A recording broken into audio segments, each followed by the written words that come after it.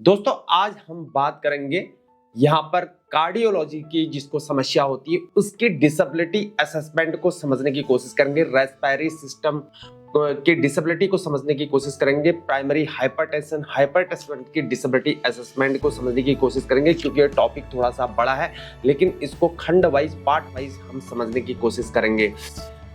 ज्यादा बातें न करते हुए सीधे आगे बढ़ते हैं। इसमें डिसेबिलिटी असेसमेंट किस प्रकार से मिलता है और डिसेबिलिटी असेसमेंट की कैलकुलेशन कैसे होती है, इम्पेयरमेंट असेसमेंट की कैलकुलेशन किस प्रकार से होती है, ये वाली डिजीज हो, डॉक्टर ने उसको डायग्नोस किया हो तो वो किस प्रकार से होती है। सारी मिलिट्री ऑर्गेनाइजेशन से पर्टेन करने वाले जो भी फौजी भाई हैं वो लोग अगर सुन रहे हैं, चाहे अग्निवीर है, चाहे जवान है, कोई भी है XYZ, तो उनको किस प्रकार से डिसेबिलिटी असेसमेंट और इम्पेयरमेंट असेसमेंट मिल पाएगा उसको आगे देखते हैं। जय हिंद दोस्तों, मैं हूं हीरा परिहार और आप देख रहे हैं सैनिक एकता। चैनल को सब्सक्राइब करें, वीडियो को ज्यादा से ज्यादा शेयर करें, लाइक करें, कमेंट करें। दोस्तों सीधे देखते हैं डिजीज ऑफ सर्कुलेटरी सिस्टम देखते हैं। यानी कि ये कहने का मतलब है कि सर्कुलेटरी सिस्टम ऑफ डिजीज यानी कि इस तंत्र, ये जो सर्कुलेटरी सिस्टम है, यानी कि इसका जो इस तंत्र के जो रोग के बारे में जानने की बात करते हैं, यानी कि हृदय संबंधी रोग की बात हो रही है। तो इसमें बोला है assessment of the degree of disablement in cardiovascular disease should be broad based and should take into account the functional status, left ventricular function, the cardiac rhythm, objective assessment of ischaemia, morphological characteristics as assessed by echocardiographic, angiographic, evaluation and treatment modality offered। यानी कि इसके कहने का मतलब है कि जो हृदय संबंधी रोगों की विकलांगता की डिग्री का जो मूल्यांकन है उसको व्यापक आधार पर किया जाना चाहिए। ये अनुदेश गाइड टू मेडिकल ऑफिसर को दिया जा रहा है और इसमें कार्यात्मक स्थिति व जो इसके जो कार्य करने, यानी कि आपको कार्य करने के लिए हो जाएगा। जो फौजी जवान है उनको बीपीटी, पीपीटी, वल्ला पल्ला, वेट के साथ दौड़ना और मशीन के साथ दौड़ना, ये सारे एक्सरसाइज उनको कराए जाएंगे। उसके यानी कि उसके आधार पर आपकी डिसेबिलिटी असेसमेंट और इम्पेयरमेंट असेसमेंट को निर्धारित किया जाएगा। इसमें क्या वस्तु की मूल्यांकन जो एंजियोग्राफी का जो मूल्यांकन द्वारा निर्धारित और मॉर्फोलॉजिकल लक्षणों और उपचार पद्धति के आधार पर किया जाता है, इसको ध्यान में रखा जाना चाहिए, ऐसा बोला गया है। यानी कि गाइड टू मेडिकल ऑफिसर्स के लिए ये जो डिसेबिलिटी के रूल्स हैं ये भारत सरकार के गजट 2016 पर आधारित है। मिलिट्री ऑर्गेनाइजेशन में वही चीज करते हैं, लेकिन मिलिट्री ऑर्गेनाइजेशन के अंतर्गत इसकी डेफिनेशन थोड़ा सा चेंज हो जाती है, उनके कार्य करने का तरीका चेंज हो जाता है और उसके जो यहाँ पर क्रियाकलाप दिए गए किस आधार पर उनको यहाँ पर नापा जाएगा, किसकी कैलकुलेशन की जाएगी, उसकी भी हम बात करेंगे, किस प्रकार से बोला जाएगा। आगे बढ़ते हैं सीधे। Assessment for valvular heart disease बोल रहा है। Valvular heart disease should be assessed in a composite manner on the basis of functional status, left ventricular function, the cardiac rhythm, objective assessment of morphological characteristics of values as evaluated by echocardiography and treatment modality offered। तो इसके कहने का मतलब है ये कह रहा है कि जो वाल्वुलर हृदय रोग का जो मूल्यांकन है उसको किस प्रकार से किया जाएगा, यानी कि उसको एक समग्र तरीके से किया जाना चाहिए बोल रहा है, जिसमें उसकी स्थिति या जो बाएं का जो वेंट्रिकल जो उसके कार्य करने का, हृदय की लय, वाल्व की रूपात्मक विशेषताएं और उनके जो वस्तुनिष्ठ जो उसके मूल्यांकन है उसको करने की बात कर रहा है। यानी कि एडियोकार्डियोग्राफी द्वारा किया जाता है और उपचार पद्धति को ध्यान में रखा जाता है और इस प्रकार से उसकी मूल्यांकन किस प्रकार से किया जाएगा वो बता रहा है कि किस प्रकार से मूल्यांकन किया जाएगा। यानी कि उसके मैट्स लगाने की बात कर रहा है, उसके मैट्स के आधार पर इसको मूल्यांकन किया जा रहा है। यानी कि कुल विकलांगता का मूल्य मैट्स में व्यायाम सहनशीलता में कमी या हृदय विफलता के मूल्यांकन के अनुसार और वाल्वुलर हृदय रोग के कारण होने वाली अन्य विकलांगता के संयोजक के रूप में किया जाना चाहिए बोला है। यानी कि आपके सामने चार्ट्स दिया रहा होगा, एज के अकॉर्डिंग मेल का अलग और फीमेल का अलग, दोनों का अलग अलग होगा, उस प्रकार से यानी कि एज के अकॉर्डिंग ही इसको निर्धारित किया जाएगा बता रहा है। आगे बढ़ते हैं।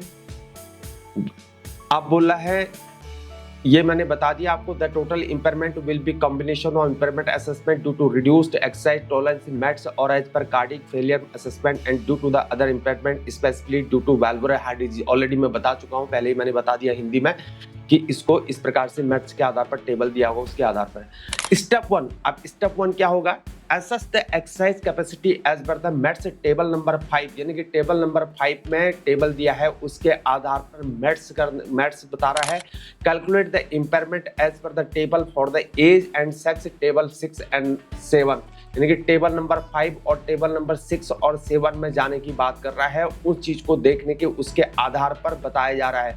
टेबल नंबर 5 में क्या बताया है? एक्टिविटी लेवल्स इन मैट्स बोला है, लेवल दे रखे हैं, टाइप ऑफ एक्टिविटी और एग्जाम्पल आपके सामने दिखा रखा। बहुत बड़ा टेबल है, ज्यादा एक्सप्लेन नहीं कर पाऊंगा आपको, थोड़ा सा दिखा दूंगा मैं आपको, आप पॉज करके देखते चले जाना। 1 2 मैट्स बोला energy expend at the rest minimal activity, sitting करो, स्टैंडिंग करो, स्टॉलिंग करो, क्लरिकल वर्क करो, यानी कि फौजी बंधु के लिए है। 2 3 मैट्स में क्या क्या होगा? एनर्जी एक्सपेंड यानी हाउस होल्ड एक्टिविटीज की बात हो रही है। Light house hold activity, dressing, washing, walking 3.5 kilometre प्रति घंटा की रफ्तार से, प्लेइंग और इत्यादि जो भी है छपानी है। 3 4 METs energy expended in walking and average speed, walking 5 kilometre per hours, table tennis, cycling 10 kilometre per hour, light stretching, VOA volleyball खेलो बोल रहा है। 4 5 मैट्स में moderate extension with the strenuous activities excluding manual labour और vigorous extension, gentle swimming करो, golf करो, carrying club और gardening करने की बात कर रहा है। 5 6 मैट्स में कितना आप कर सकते हो उसके आधार पर निर्धारित होगा। हैवी एक्सरसाइज, मैनुअल लेबर और वाइगरस एक्सरसाइज या नहीं कर पाते हो। ब्रिस्क वॉकिंग 6.5 किलोमीटर प्रति घंटा रफ्तार, slowly climbing upstairs, swimming, lapse और इत्यादि। 6 से 7 मैट्स में हैवी एक्सटेंशन की बात करो, playing badminton, competitive weight lifting, vigorous digging and trenches. और आपकी ये फौजी बंधु के लिए बात हो रही है, ट्रेंच वहीं पर खोदे जाते हैं, डिगिंग वहीं पर की जाती है। 7 8 mats very heavy extension, jogging 8 kilometre per hours, carry heavy objects on level around 30 kilometre per our. ये जेसीओस के लिए पर्सनली है, जूनियर कमीडेंट ऑफिसर और वारंट ऑफिसर्स के लिए, क्योंकि एज ज्यादा हो जाती है। 8 9 METs very heavy exercise, running 9 kilometre per hour, squash खेलो बोल रहा है, non competitive skipping, rock, basketball, calisthenic heavy. और 10 मिनट्स में बोला है extreme expert, BPT, PPT, running quickly 10 kilometre per hour, cycling 25 per kilometre our, carrying load 10 वो जो पैक होता है पिट्ठू पीछे, उसकी बात कर रहा है। फुटबॉल, टेनिस, ठीक है ना। अब टेबल नंबर 6 में चलते हैं। लेस देन 25 ये एज दे रखे हैं, एज के अकॉर्डिंग है 25 27 28 31 32, ये एज के अकॉर्डिंग दे रखे हैं। मिलिट्री के जितने भी होते हैं जिस तक जो जवान सर्विस करते हैं। सिस्टमेटिक एक्टिविटी लेवल मेल्स दे रखे हैं, मेल्स का अलग दे रखा है, और लेवल मार्क्स जो है एक्टिविटीज अलग दे रखी है, एज के अकॉर्डिंग दे रखी है। ये 25 से लेके आपको ये एज दे रखी है, सीधे इन्होंने बहुत आगे दे रखी एज, इन्होंने 85 एज तक इन्होंने ले रखा है। तो इस प्रकार से एज के हिसाब से टेबल है, मैं प्रेजेंटेशन में लगा दूंगा, आप पॉज करके देख सकते हैं, इसको समझ सकते हैं, ठीक है ना। और अब बढ़ते हैं, सीधे हम देखते हैं टेबल नंबर 7 देख लेते हैं। इसको भी एज के अकॉर्डिंग किया है, लेस देन 25 से लेके इसको किया गया है एज, लास्ट एज इसको रखा गया है तुम्हारा, इसको भी 85 एज तक रखा गया, 85 अबव एज तक रखा गया है, ठीक है ना। तो 85 तक रखा गया है। तो अब टेबल नंबर 7 की बात करते हैं हम। Systematic activity level female MET से, इसमें फीमेल की बात हो रही है, और सिस्टमेटिक एक्टिव लेवल फीमेल की बात हो रही है। फीमेल का अलग है और मेल का अलग है। तो आप देख सकते हैं जो फीमेल हैं, जो फीमेल जो हमारे फौजी बहनें हैं वो देख सकती हैं। तो उसके हिसाब से उनके लिए जो है इस प्रकार से इनका टेबल बनाया, पॉज करके आप देख सकते हैं। टेबल के हिसाब से कैलकुलेशन होगा, तो उसकी डेफिनेशन में अब आप बोलूंगा आपको। जैसे कि मैंने बोला कि स्टेप 1 में ये बोला था कि assess the exercise capacity age per the METs table number 5 में देखना है, और calculate the impairment as per the table for the age and sex table 6 and table 7। तो अगर आप मेल है तो मेल में देखेंगे, फीमेल है तो फीमेल में देखेंगे। स्टेप 2 बोला if the assessment exercise capacity can't be done due to the limitation of activity और these are features of cardiac functional impairment as per imaging assessment, the individual can be assessed based on the table और cardiac failure table 1। तो cardiac failure वाली जब हो तो इसमें table 1 के हिसाब से उनका इम्पेयरमेंट असेसमेंट कैलकुलेट करने की बात कर रहा है। Assessment the impairment specific to the valvular heart disease age per table, जो स्पेसिफिक वाल्वुलर हार्ट डिजीज वाले हैं उनको एज पर द टेबल की बात कर रहा है, उनके अलग से। और स्टेप 4 में बोला है total impairment due to the valvular heart disease will be obtained by adding impairment from step 3। Step 3 की बात कर रहा है जो आपको टेबल में बताया था। And the higher impairment value between step और स्टेप 2, स्टेप 1 और स्टेप 2 का जो वैल्यू हायर होगा उसको लिया जाएगा। अब बात करते हैं टेबल नंबर 1 की। सीधे हार्ट फेलियर असेसमेंट टेबल, जिनका हार्ट फेलियर है उनकी असेसमेंट टेबल 1 के हिसाब क्या होगी, इंपेयरमेंट उनके क्या होगा, डिसेबिलिटी असेसमेंट क्या होगा, इंपेयरमेंट असेसमेंट क्या होगा, क्राइटेरिया क्या होगी। नो सिम्टम, जब कोई सिम्टम नहीं आता है तो वहाँ 5% डिसेबिलिटी होगी मेरे दोस्तों। हाँ जी, तो 5% डिसेबिलिटी और इंपेयरमेंट असेसमेंट होगा। अब बोला EF 35 से लेकर 50% और despite therapy for SFREF and grade 2 diastolic DBS function for SFOEF moderate LBS with the symptoms. थोड़ी बात भाषा हम समझ सकते हैं कि EF मतलब क्या होता है, इसको समझ लेते हैं पहले। मतलब हृदय में EF का मतलब है इजेक्शन फ्रैक्शन, जो दर्शाता है कि हर बार दिल की धड़कन के साथ बायां निलय वर्टिकल कितना प्रतिशत रक्त पंप करता है। मैं इतना ही बता सकता हूँ, ये भी मैंने स्टडी कर रखा है, इतना बता रहा हूँ क्योंकि ज़्यादा इसमें गाइडलाइंस है यूट्यूब की, ज़्यादा आप बता नहीं सकते हैं, तो हम उतना ही बता सकते हैं जो इसमें ये रूलिंग में दिया हुआ है, उतना ही, ज़्यादा नहीं। अब बात करते हैं, एक है HFREF। तो HFREF का मतलब समझ लेते हैं क्या होता है दोस्तों। HFREF का मतलब होता है heart failure with reduced ejection fraction की बात कर रहा है, यानी कि कम इंजेक्शन अंश के साथ हृदय विफलता की बात कर रहा है, सिस्टोलिक हृदय विफलता की बात कर रहा है। यह एक प्रकार का हृदय विफलता का प्रकार है जिसमें हृदय की मांसपेशी कमजोर हो जाती है, वह शरीर की जरूरत के लिए पर्याप्त मात्रा में रक्त पंप नहीं कर पाता है, इसका मतलब ये है। अब बात करते हैं ग्रेड 2 डायस्टिक डिफ्यूजन की बात करते हैं। डायस्टिक डिफ्यूजन क्या होता है, डायस्टोलिक डिस्फंक्शन की बात कर रहे हैं, सॉरी डिस्फंक्शन की बात कर रहे हैं। इसका मतलब है कि जब दिल के निचले कक्ष में विट्रिंग्स ठीक से आराम नहीं कर पाते हैं और रक्त से नहीं भर पाते हैं, जिससे शरीर के अंगों में रक्त का प्रभाव बाधित हो जाता है। ये आपके डॉक्यूमेंट्स में लिखा होगा। तो मेरे दोस्तों, जब भी EF इजेक्शन फ्रैक्शन 30 से लेकर 50% डिस्पाइट थेरेपी फॉर HFREF यानी कि heart failure with reduced ejection fraction grade 2 diastolic dysfunctional for HOPF moderate LBS with systems, LBS को बताना मैं भूल गया है। और LBS का दोस्तों यहाँ पर मतलब है कि बाएं वर्टिकुलर हाइपरट्रॉफी हृदय के मुख्य पंपिंग वक्ष की दीवार का मोटा होना है, जिससे बाएं वेंट्रिकल कहा जाता है। यह मोटा होना हृदय के भीतर दबाव बढ़ा सकता है, यह स्थिति हृदय के लिए रक्त पंप करना कठिन बना सकती है। इसका सबसे आम कारण उच्च रक्तचाप है।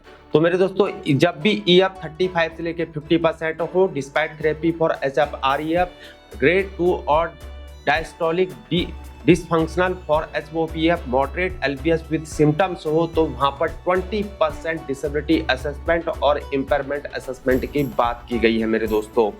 EF जैसे मैंने बताया है कि 35% से EF की बात कर रहा है, EF स्मॉलर देन जो है यहाँ पर 35% है।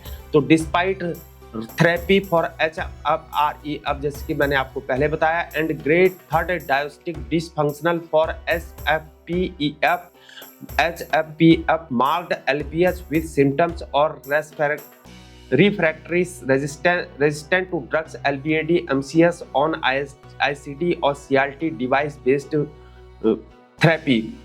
तो वो समझ लेते हैं इसको क्या क्या बोला है इसने। सबसे पहले तो हम समझते हैं कि EF मतलब इजेक्शन फ्रैक्शन हो गया। HFREF मैंने आपको बता दिया है। HFPEF नहीं बताया है, इसका मतलब है heart failure with preserved ejection fraction. इसका मतलब है, इसको समझ लेते हैं, एक प्रकार का संरक्षित इजेक्शन अंश के साथ हृदय विफलता एक ऐसी स्थिति है जिसे हृदय में सामान्य या लगभग सामान्य रूप से रक्त पंप करता है, लेकिन हृदय की मांसपेशी कठोर हो जाती है, जिससे हृदय को रक्त को ठीक से भरने और पंप करने में कठिनाई हो जाती है। तो इसका मतलब सिंपल सा फंडा है, उससे ज़्यादा मैं भी नहीं बता पाऊंगा। और उसके बाद करते हैं मार्क्ड विद LBS की बात कर रहा है। LBS क्या होता है ये समझ लेते हैं। LBS ये मैंने ऑलरेडी बता दिया शायद। बायोवर्टिकल हाइपरट्रॉफी हृदय के मुख्य पंपिंग कक्ष की दीवार का मोटा होना है, जिसे बायोवर्टिकल कहा जाता है। मोटा होना हृदय के भीतर दबाव बढ़ा सकता है। यह स्थिति हृदय के लिए रक्त पंप करना कठिन बना सकती है। इसका सबसे आम कारण उच्च रक्तचाप है, ये ऑलरेडी बता दिया है। अब बात करते हैं LVAD की बात करते हैं। LVAD क्या होता है? LVAD का मतलब है यहाँ पर लेफ्ट वेंट्रिकुलर असिस्ट डिवाइस बोला जाता है इसे। वेंट्रिकुलर असिस्ट डिवाइस जो एक यांत्रिक पंप है जो दिल के बाईं वेंट्रिकल के काम को करता है, खासकर जब हृदय ठीक से रक्त पंप करने में सक्षम न हो। एक प्रकार का उपकरण है जिसे हृदय में प्रत्यारोपित किया जाता है, जो हृदय के वायु वेंट्रिकल से रक्त को शरीर के बाकी हिस्सों में पंप करने में मदद करता है। तो उसकी बात हो रही है। अब बात करते हैं एमसीएस की बात करते हैं। एमसीएस क्या होता है इसको समझ लेते हैं। एमसीएस एक प्रकार का जो है ये यांत्रिक संचार सहायता है जो मैकेनिकल सर्कुलेटरी सपोर्ट सिस्टम आपके दिल को तब काम करने में मदद करती है जब वह सबसे अच्छे तरीके से काम नहीं कर रहा होता है। मैकेनिकल सर्कुलेटरी सपोर्ट सिस्टम इसको बोला गया है, सपोर्ट बोला गया है इसको, सॉरी। ICD और CRT डिवाइस की भी बात कर रहा है ये सारे इसी में होते हैं। ICD का मतलब है कि इम्प्लांट कार्डियोवेटर डिफिब्रिलेटर, जो एक छोटा बैटरी से चलने वाला उपकरण है जो हृदय की धड़कन को नियंत्रित करने और जानलेवा अतालता असमान हृदय गति की पता लगाने और उसे ठीक करने में मदद करता है। हृदय की धड़कन की निगरानी को करता है और यदि यह खतरनाक रूप से तेज या अनियमित हो जाती तो हृदय को विद्युत झटके देकर सामान्य लय में वापस लाने की कोशिश को करता है। तो छाती की बाईं ओर लगाया जाता है, आमतौर त्वचा के नीचे, और पतले तारों लीड के माध्यम से हृदय से इसको जोड़ा जाता है। बहुत हॉस्पिटल में आपने देखा होगा, इसे ICD बोला जाता है। अब बात करते हैं CRT क्या होता है, इसको भी समझ लेते हैं। CRT हृदय के संबंध में CRT का अर्थ है कार्डिक रिसिंक्रोनाइजेशन थेरेपी, इसको बोला गया है, जो हृदय की धड़कन को सामान्य लय में वापस लाने के लिए एक उपचार है। एक प्रकार का यह पेसमेकर है जिसे बायोवेंट्रिकुलर पेसमेकर या कार्डिक रिसिंक्रोनाइजेशन डिवाइस भी कहा जाता है, और हृदय के निचले कक्षों के समन्वय को बेहतर बनाने के लिए काम करता है, जिससे हृदय के अधिक कुशलता से उसको धड़कन मिल सके। तो मेरे दोस्तों इतना मैंने आपको बता दिया। अब बात करते हैं इसके डिसेबिलिटी असेसमेंट और इम्पेयरमेंट असेसमेंट की बात करते हैं। EF smaller than 35% despite therapy और HF-REF and grade third diastolic diffusion for HFpA up marked LPS with symptoms और refractory resistant to drugs, LVAD, MCS on ICD और CRT device based on thereof। तो यहाँ पर जो होगा वहाँ पर 30% डिसेबिलिटी असेसमेंट और इम्पेयरमेंट असेसमेंट की बात की गई है। लेकिन मेरे दोस्तों इन सब में ये इतना नहीं होगा, इसको भी कैलकुलेट किया जाएगा। स्टेप 1, स्टेप 2, स्टेप 3 में उसके प्रकार कैलकुलेट किया जाता है, जिसकी जो हायर वैल्यू होगी टेबल नंबर 5, 6 और 7 जो फीमेल है उनका अलग है, मेल का अलग है, एज के अकॉर्डिंग है, उसको कैलकुलेट करके जिसकी जो हायर वैल्यू होगी उसके अकॉर्डिंग आपकी डिसेबिलिटी निर्धारित की जाएगी और इम्पेयरमेंट असेसमेंट निर्धारित किया जाएगा। ये कौन करेगा? मेडिकल अथॉरिटी करेगी, डॉक्टर नहीं करेगा, मेडिकल अथॉरिटी करेगी। ये डॉक्टर कोई अपनी मर्जी से डिसेबिलिटी असेसमेंट या आपको इम्पेयरमेंट असेसमेंट दिया, जो लिखा है वही मिलेगा। भारत सरकार ने जिसको जो कानून में पारित किया है, जो गजट में पास किया है वही मिल पाएगा, लेकिन सिर्फ कैलकुलेट करने में वही लोग कैलकुलेट करेंगे जो मेडिकल अथॉरिटी है। तो उसके अकॉर्डिंग आपकी तकलीफ को देख के उसके अकॉर्डिंग डिसेबिलिटी असेसमेंट दिया जाएगा। नंबर 2 बात करते हैं टेबल नंबर 2 में valvular heart disease impairment table की बात कर रहे हैं। क्राइटेरिया क्या है? जब एसिम्प्टोमेटिक मिट्रा वैल्यू परप्लोज ऑफ एरोटिक सैकोलोसिस, ये मेडिकल के वर्ड भी थोड़ा सा पढ़ने में टफ ही होते हैं। वेक्सफिट एरोटिक वाल्व, थोड़ा पढ़ने में थोड़ा मिस्टेक होगी तो माफ करना है, प्रोनाउंस अगर कमजोर हो गई तो नील, इसमें नील बटा सन्नाटा है, इसमें नील बटा सन्नाटा है मेरे दोस्तों। कि कहना क्या चाह रहे हैं इसको समझ लेते हैं एक बार। ये कहना है कि जो वाल्वुलर हृदय रोग जिसमें सफल वाल्व प्रतिस्थापन मरम्मत वाल्वोटोमी का इतिहास है, जो एंटीकोगुलेंट्स की आवश्यकता नहीं होती, हृदय विफलता कोई प्रमाण ना हो, एसिम्प्टोमेटिक मिट्रा वाल्व प्रोलैप्स और एरोटिक सैक्लोसिस वाइस्पिड एरोटिक वाल्व, पढ़ने में मिस्टेक होगी तो बता देना मेरे दोस्तों, अगर प्रोनाउंस खराब हो गए तो नीचे कमेंट बॉक्स में लिखता है, इसको बोलते क्या है उसके लिए माफी करना। तो इसको बोला कि लक्षणहीन मित्रल वाल्व प्रोलैप्स या आर्टिक सैक्लोसिस, बाइस्पिड आर्टिक वाल्व जो है, बाइस्पिड आर्टिक वाल्व जो है ये वाली की बात कर रहा है। जब ये प्रॉब्लम हो तो यहाँ पर नीलबट्टा सन्नाटा की बात कर रहा है, डिसेबिलिटी असेसमेंट और इंपरमेंट असेसमेंट की बात नहीं बोल रहा है। Asymptomatic valvular heart disease other than above की बात कर रहा है, तो यहाँ पर 5% डिसेबिलिटी और इंपरमेंट असेसमेंट की बात कर रहा है। Asymptomatic valvular heart disease with history of successful valve replacement repair, valvulotomy not requiring anticoagulation without evidence of heart failure। तो इसका बात है कि लक्षण वाल्वुलर हृदय रोग जिसमें सफल वाल्व प्रतिस्थापन, मरम्मत और वाल्वोटोमी का इतिहास हो, जो एंटीकोगुलेंट्स की आवश्यकता नहीं होती और हृदय विफलता का कोई प्रमाण न हो, ऐसे में जो है 10% डिसेबिलिटी असेसमेंट या इंपरमेंट असेसमेंट की बात कर रहा है। अब बात करते हैं asymptomatic valvular heart disease with history of successful valve replacement repair, valvotomy requiring anticoagulation without evidence of heart failure. लक्षणहीन वाल्वुलर हृदय रोग जिसमें सफल वाल्व प्रतिस्थापन, मरम्मत, वाल्वोटोमी का इतिहास है, जिसे एंटीकोगुलेंट्स की आवश्यकता है और हृदय विफलता का कोई प्रमाण न हो, तो ऐसे में जो है यहाँ पर 15% डिसेबिलिटी या इंपरमेंट असेसमेंट की बात कर रहा है।